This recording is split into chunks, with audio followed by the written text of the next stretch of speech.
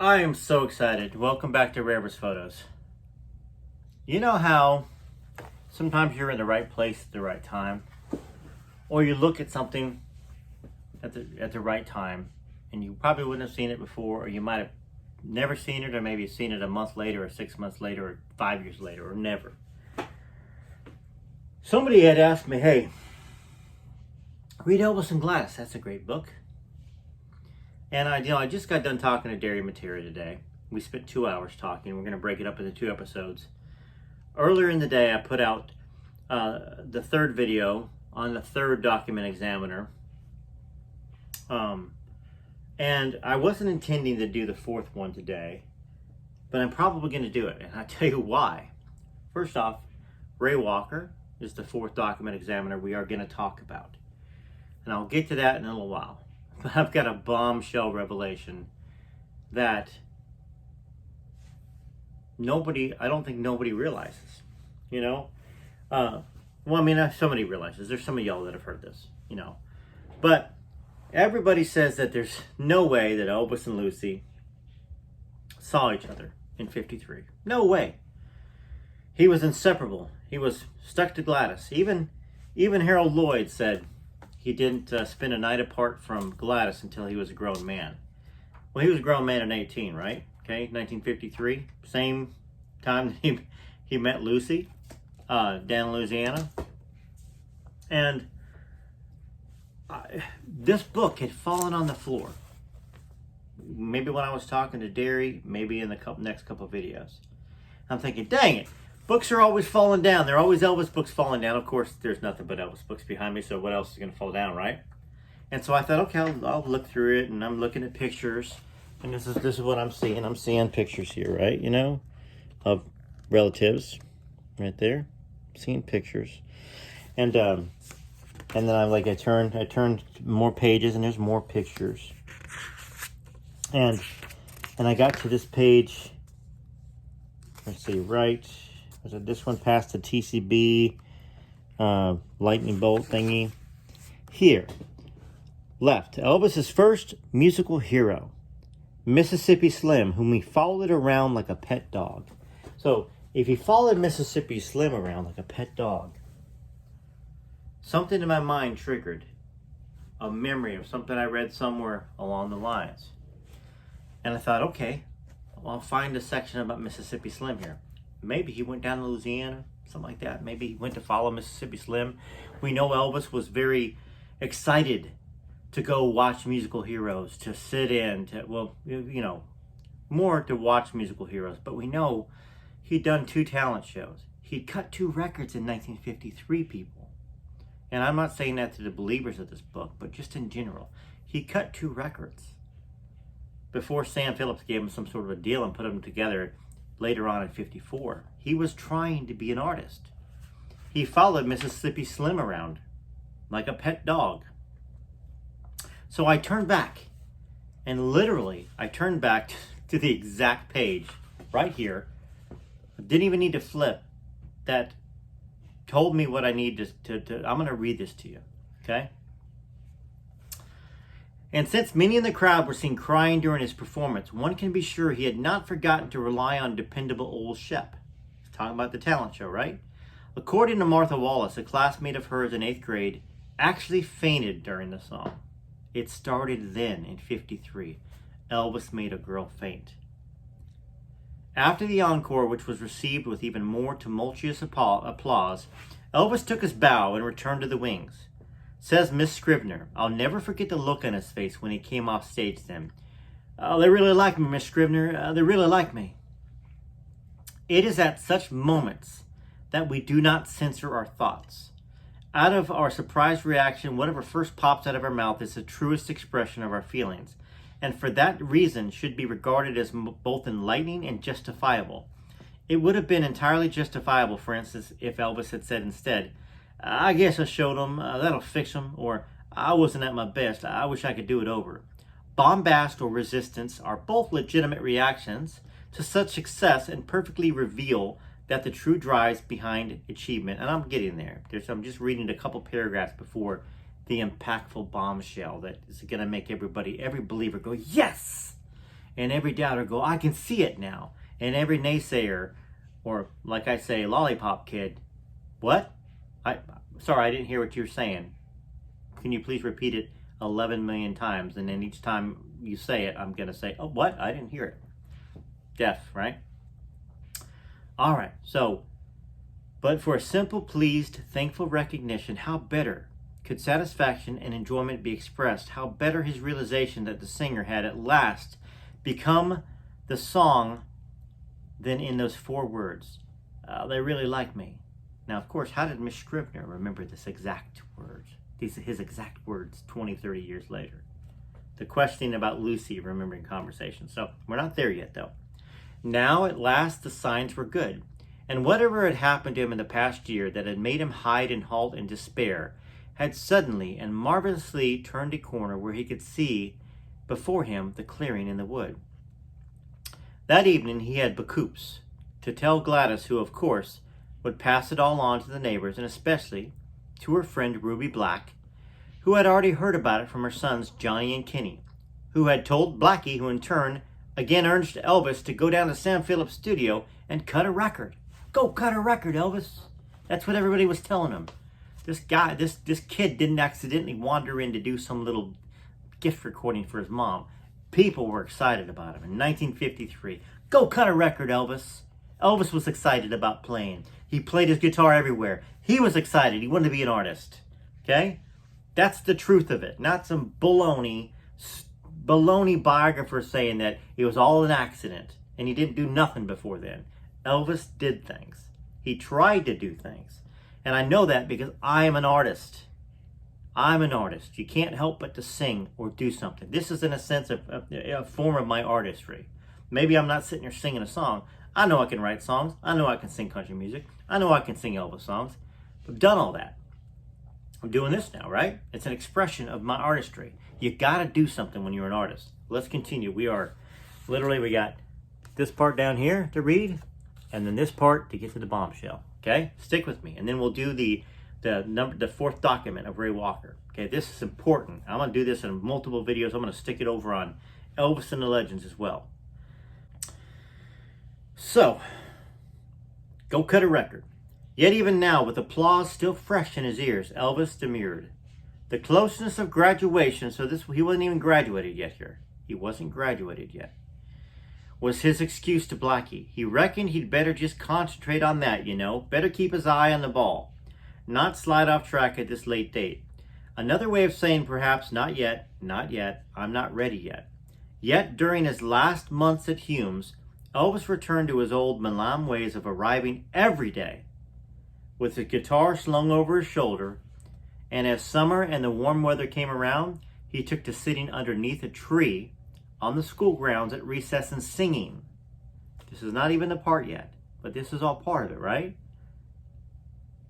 And singing, performing for people, basically. Softly at first, as if in self-communication, until invariably he collected his attentive audience. Now he was in great demand at his fellow students' parties, playing his guitar. Oh, you lollipop kids that are out there. Oh my gosh.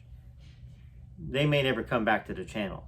And they probably will never admit it, okay? That Elvis didn't do anything. There's no way he would have played at the Eagle's Nest in 1953, because if they can't see it, it doesn't exist. Guess what? Okay? Elvis is playing at parties in 1953. Not with Scotty, not with Bill, not with Scotty and Bill, not with another band, with his guitar. He sang for people because he had to. He was an artist. So, going down to Governor James No, there's all you have to do is go down there, right? Well, we're about to get to the point here that's so important to it. Okay? Softly at first, as if in self-communication, until invariably he collected his attentive audience. Now he was in great demand at his fellow students' parties. Accompanying himself either on guitar or piano, he always made sure that the stage was properly set, first by having to be coaxed, and then by insisting all the lights be turned off and down for atmosphere.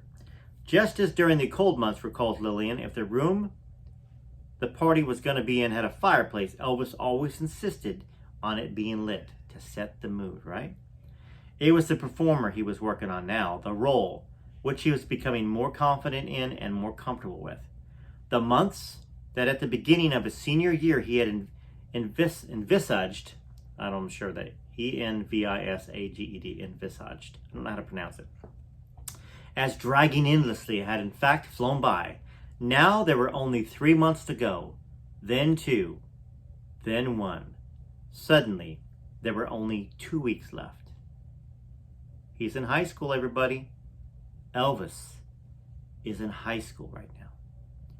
On the Tuesday of the last week, May 26th to be exact, Elvis was not in Memphis. He was not with Gladys. He had hitchhiking, baby. Elvis was hitchhiking some 240 miles by himself to Meridian, Mississippi, where he arrived with 10 cents in his pocket. Are y'all's minds blown? I hope they are. You've been with me on this series for how long now? This is not something I've held back. God has perfect timing. Maybe it was Elvis knocking the book off the shelf. I wasn't going to read this book probably for months. Maybe, gosh, look how many books I got to read. We're still reading The Faith of Elvis. We're still reading Child Bride. We're still reading June Juanicos and The Twilight of Memory. We're still reading From Here to the Great Unknown. We're still doing video series on Are You Lonesome Tonight? We just, we're still reading, starting to read the Mike Stone book a little bit. We're reading the Genie and Elvis series, okay? We're reading Elvis and Grayson, Lloyd. We're finishing up My Army Days with Elvis. Y'all asked me to read the Joyce Bova thing. This was not on my radar until it fell off.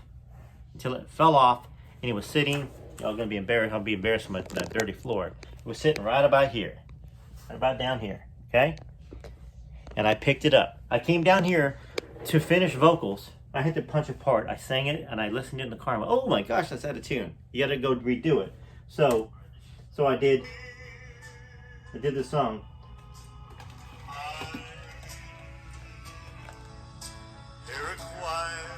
Why can't every day be like Christmas? I had to punch something. Going into a transition because I didn't like it. And I came down here and there's a book and I picked it up and I saw that picture. Oh, well, okay, let me just take a look at this. But wonder what this is all about. And then I flipped back thinking, okay, maybe I'll find it. And boom, it was there. So, Elvis was not in Memphis on Tuesday of the last week of school. May 26th to be exact. He had hitched 240 miles by himself to Meridian, Mississippi, where he arrived with 10 cents in his pocket. On May 26, 1953, Meridian was holding his first Jimmie Rodgers, the Father of Country Music Festival. It was to become an annual memorial to Gladys's beloved singing brakeman, who had died at 36 of tuberculosis. So that's always a hard word. Tuberculosis. The program was to include 120 country singers at the fairgrounds and for Native Sons only, a Mississippi talent show organized by Meridian's leading newspaper, the Meridian Star, to be held at the Lamar Hotel. Curtis Robertson, a reporter on the newspaper, still vividly recalls his encounter with Elvis. This is what he says. This is what sets up everything. This book here was released, I don't know when it was released. I'm looking at it. I'm learning with y'all. Okay? So, 1985. So, for all those biographers out there that didn't know that Elvis would have traveled around the different places, you guys are you guys don't read. Okay? He says, there was this kid, Elvis Presley, wandering around with his guitar looking lost. I was with my colleague, Dick Smith, and the kid told us he was from Tupelo and had hitched all the way here to get into the contest.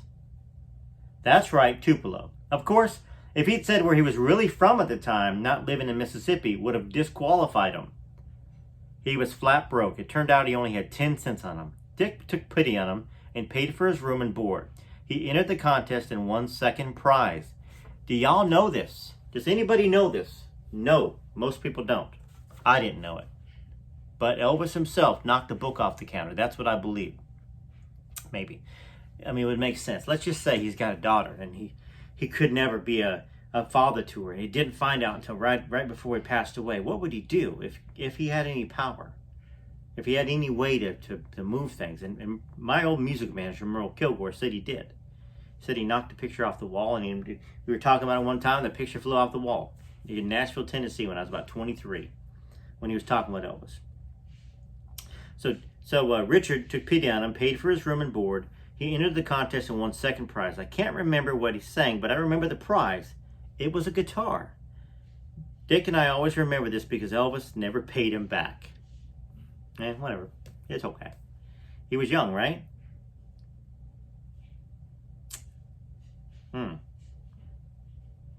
Anyhow, isn't that interesting? Isn't that interesting? So, Elvis wouldn't have gone down to try to audition for the Wichita Jamboree, which was right down there by the hayride, to try to get on a radio show in '53, of course. And once again, that's another stupid thing that Bill Burke wrote. I think he said spring of 1953. Oh, he's still in high school. Well, guess what? He went to this thing before he graduated high school. But that's not even when the book says. In Are You Lonesome Tonight, it doesn't say the spring of 1953. It says the fall. Okay? Once again, proof that Bill Burke did not read it. And I wish this guy was still around. I would light him up.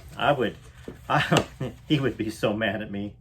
He would really, but you know what? I don't know. I feel so bad that it's, what if it's not even him? What if it's just attributed to him? But it's been on the web. It's been on the internet for forever. On his own personal website, Elvis World. That was the place that he put his stuff, and he advertises his books and all that stuff. I'm trying to find the part in the book here real quick. I'm glad y'all are with me, okay? I am so glad that y'all are with me, because, make sure this phone doesn't die on me. We're almost close to that part in the book. Come on, let's get to fall 1953, okay? It might be backwards, folks, okay? But I think you can see that. Fall, F-A-L-L, 1953. Okay? That's when while I dressed, a haunting voice carried over from the stage area. It sounded like Frank Sinatra. That's the part. Okay? Fall of 1953. I followed a homemade map to find the ranch where Mr. No wanted me to perform. About a half-hour drive from Monroe. So, what Elvis would have done is he would have hitched a ride, or he would have taken a bus. Okay? He went to Meridian, Mississippi with a dime in his pocket, with a penny, well, a dime, a penny, but pennies, basically. Okay? What did Desiree say? He interviewed Billie Jean Horton,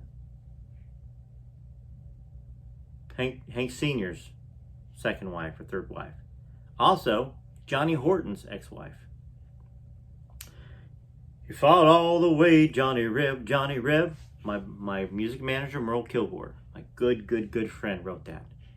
Boy, I've got so many stories of country music that he told me. We would sit in the office for hours, and he shared everything with me for years. Anyhow,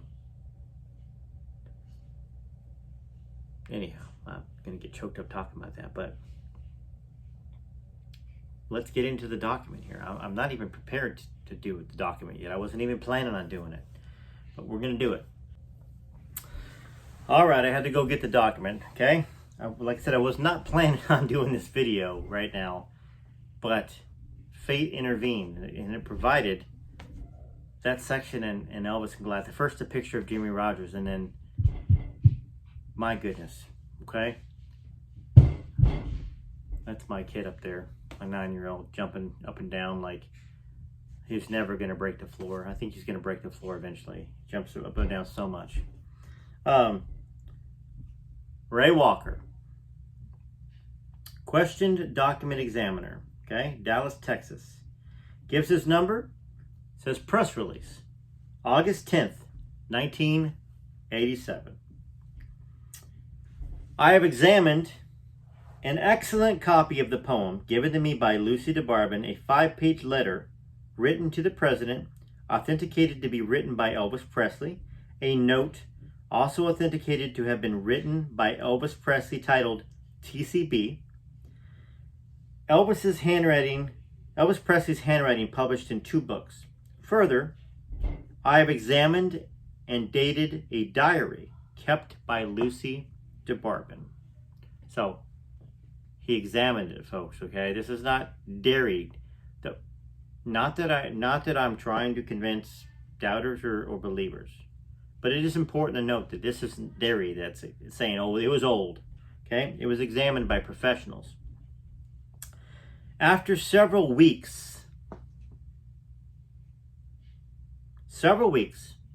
of extensive examination of photographic blow-ups, microscopic examination using a stereo zoom microscope, and with many hours of comprehensive scrutiny by me and my staff, it is my opinion that the poem was in fact written by Elvis Presley.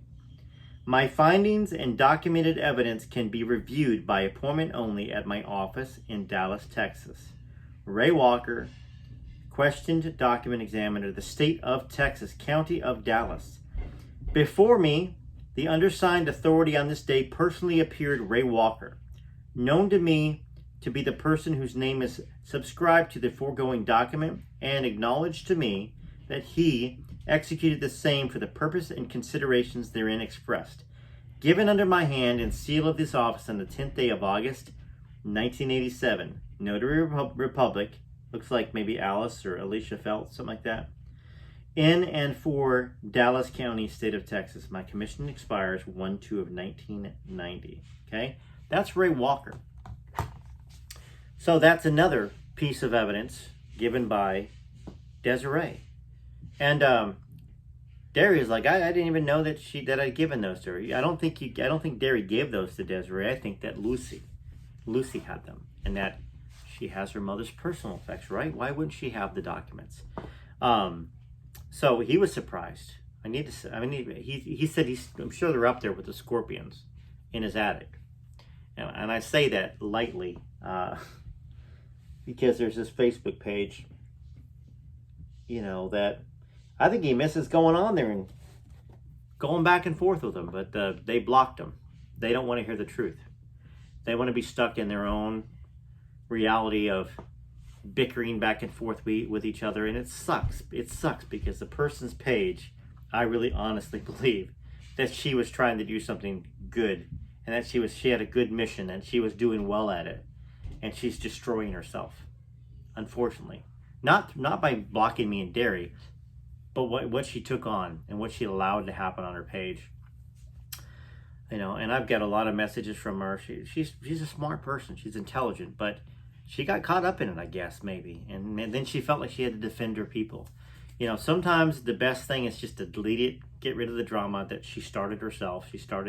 I'm not even going to mention her name. I'm not going to do screenshots of the post. She did, I don't know if she did. She deleted a couple things, but regardless, that's what I'm talking about, the scorpions. They were like, you need to go up there and get them for us, kind of a thing. And then they started doing memes of Derry and scorpions. But you'll hear about that a little bit on our video tomorrow. So what do you think? I mean, that's another piece of evidence, right? Believers don't necessarily need it. It's nice to have it, though. Nice to have something else, right? So we've got Nona Freed. We have Ed Whitaker. Ronald Coate. I always forget Ronald Coate's name. We have Ray Walker. Tomorrow, we're going to have the Charles Hamilton document. And we have another smoking gun of evidence that I didn't plan on, y'all didn't plan on, and Derry, he certainly didn't plan on. Let me read that again real quick. On the Tuesday of the last week, May 26th to be exact, Elvis was not in Memphis. He had hitched some 240 miles by himself to Meridian, Mississippi, where he arrived with 10 cents in his pocket. Before that, it said the months that at the beginning of his senior year he envisioned as dragging endlessly on had in fact flown. Now there was only 3 months to go. Then 2. Then 1. Suddenly, there were only 2 weeks left. On the Tuesday of the last week, May 26th to be exact, Elvis was not in Memphis. He had hitched some 240 miles by himself to Meridian, Mississippi, where he arrived with 10 cents in his pocket. I was probably driven to that part. Once again, I didn't even have to flip through it. I literally turned to it. I was driven to that by the ghost of Elvis, I guess himself, because I read Elvis's first musical hero, Mississippi Slim, whom he followed around like a pet dog. I bet Mississippi Slim was there. It's the Jimmy Rogers, the Father of Country Music Festival. So 120 country singers at the fairgrounds. Mississippi Slim probably was there, right? I didn't make it up. It's in this book. May of 1953. Lucy's book, Derry's book, says fall of 1953. Playing guitar, haunting voice. I've always known that Elvis played guitar at the school. He played guitar around Lauderdale Courts. He played everywhere. He sang. He was an artist. He was an entertainer. It gave him self-esteem, everybody. And I just think it needs to be said. It gave him self-esteem for a young poor boy that wasn't the smartest guy in school. He was good at spelling, though, right? But not good enough that he's going to be perfect all the time. I'm great at spelling. I'm a spelling bee champion. I make mistakes sometimes. Happens. So that's another subject. What do y'all think? I didn't expect to bring it to you, but here it is. Stay tuned. This weekend's going to have the conversations with Derry Matera. I got to do part 5 of this mountain of evidence that has the Charles Hamilton document. And I bet you there is more information in here, because that picture, to me, that said that he followed Mississippi Slim around, I just remember that in my mind. I remembered it from the past, and I know I never read this book.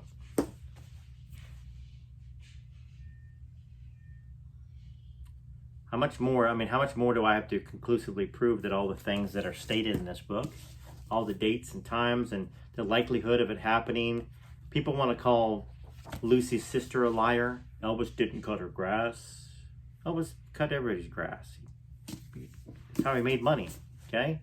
He was a young, smart, hard-working man. He was an entrepreneur. He was an entertainer. And of course he's going to tell a young lady, hey, I'm singing. He's cutting her grass, getting a little bit of money. He's going to try to get anybody he knows to come to his shows to support, especially a good-looking one, right? Why wouldn't he? And Lucy just happened to be there.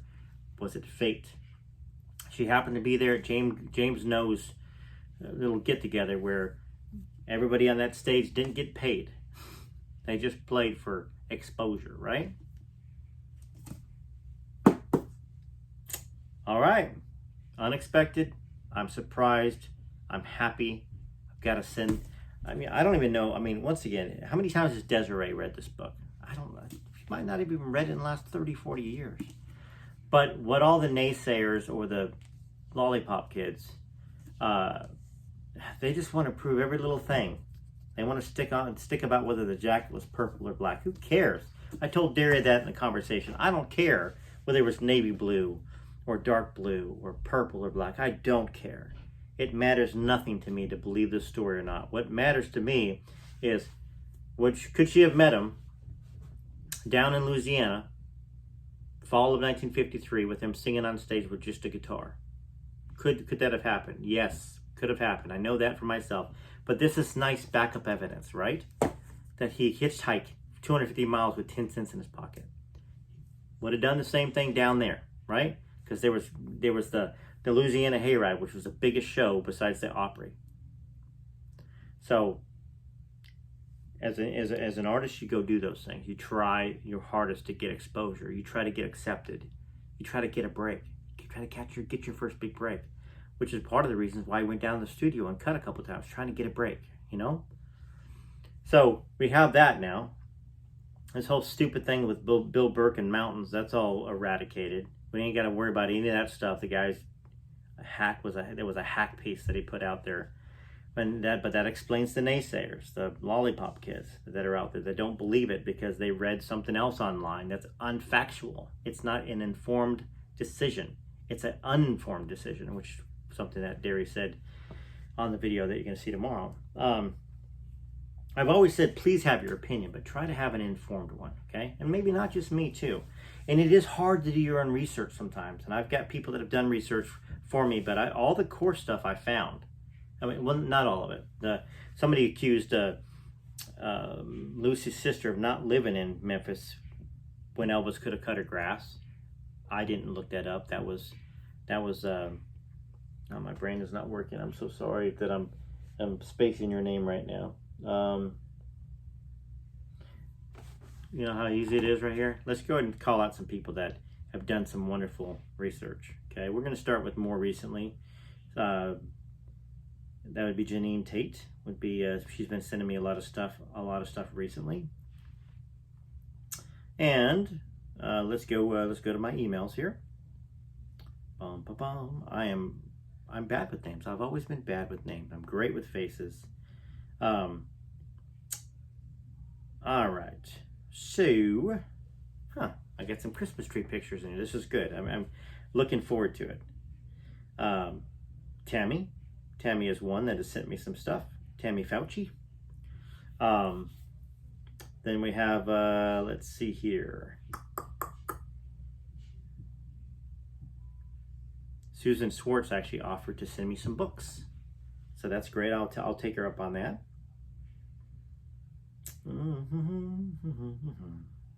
Bunch of messages from Derry in there. Hey, Derry.